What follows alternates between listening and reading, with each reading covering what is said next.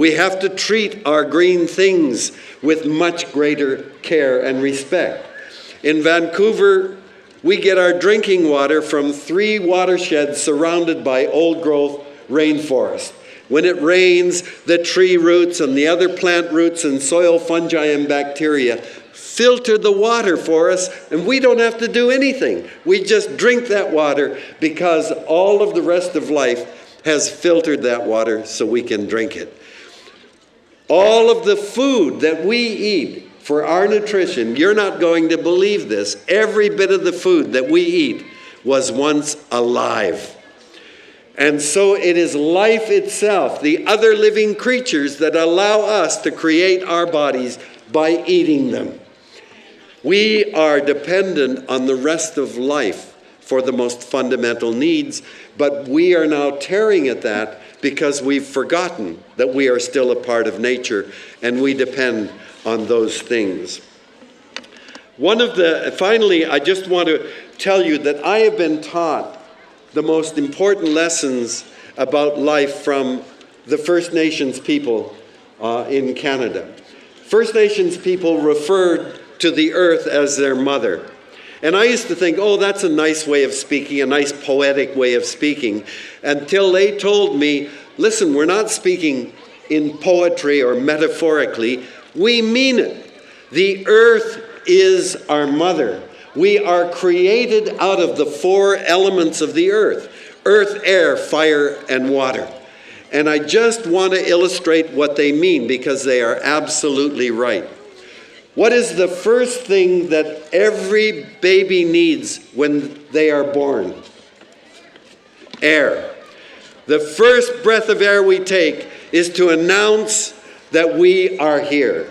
We take a breath and that inflates our lungs, and from that moment on, every breath we take will go through our bodies all the way through our circulatory system.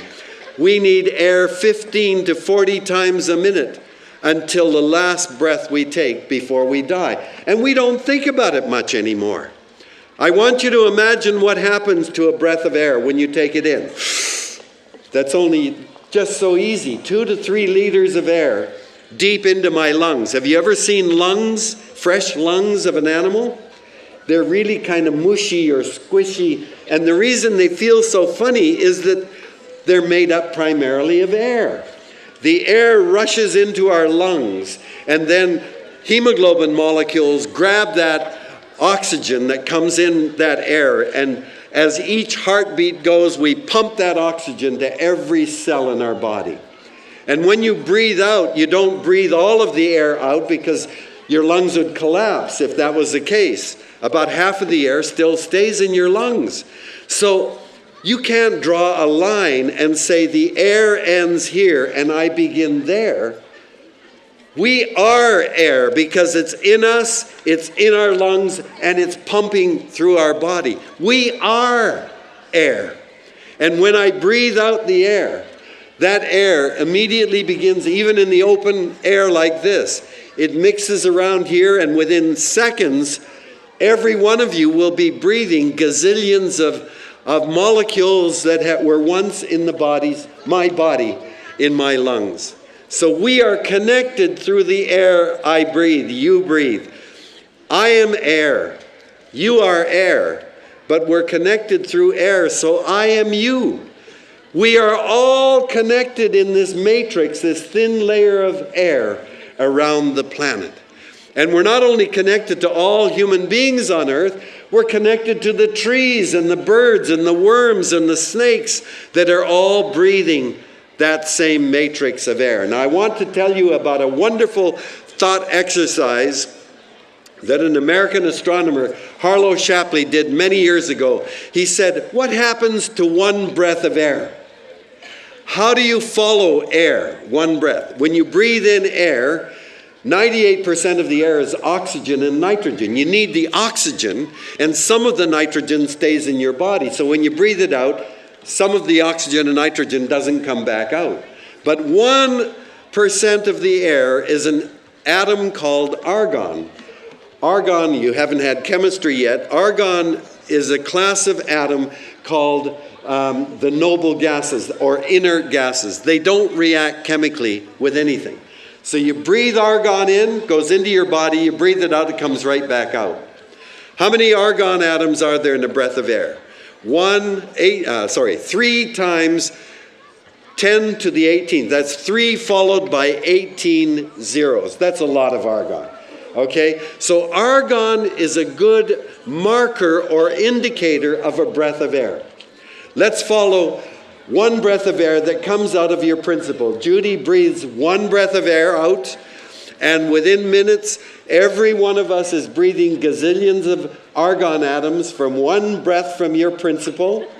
But the air is blowing here. Soon it blows across Detroit. It blows across the continent, blows around the world. And according to Harlow Shapley, 1 year later, every breath you take will have about 15 argon atoms that came from Judy's breath a year before.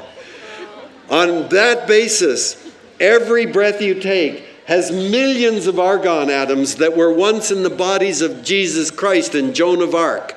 Every breath you take has millions of argon atoms that were once in the bodies of dinosaurs 65 million years ago. Every breath you take will suffuse life forms as far as we can see into the future. So air surely is this wondrous substance that we should treat with far greater care.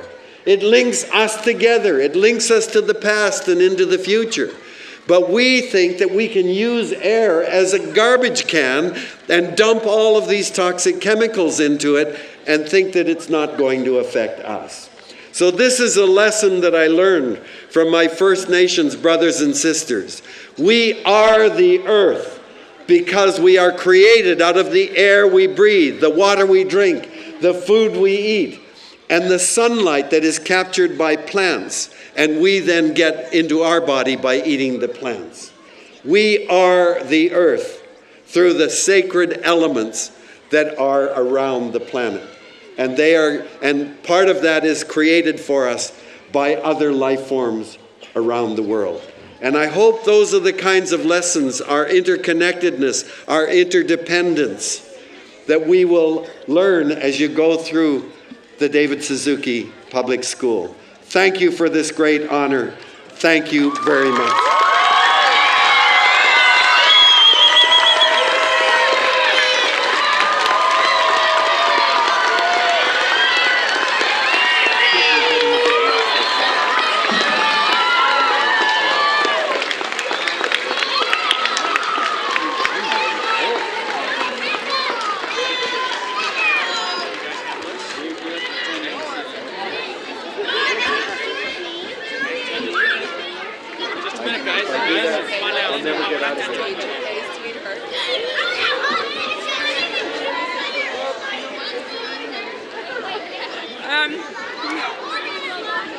Yes. Wow, that's great. It's heavy. Okay. It even looks like me. So, Dr. Suzuki, on behalf of the whole Dr. David Suzuki School community, I would like to extend our sincere appreciation to you for being with us here tonight. And as you see, we do have a special gift for you to take home. Dr. Suzuki, you are a dedicated, determined, and dynamic advocate for the protection and preservation of our natural environment. I believe that the students and staff of the Greater Essex County District School Board have made great progress in becoming caring, conscientious, and informed earth keepers. We have a very successful eco-schools program throughout our system with a very high number of gold-level schools.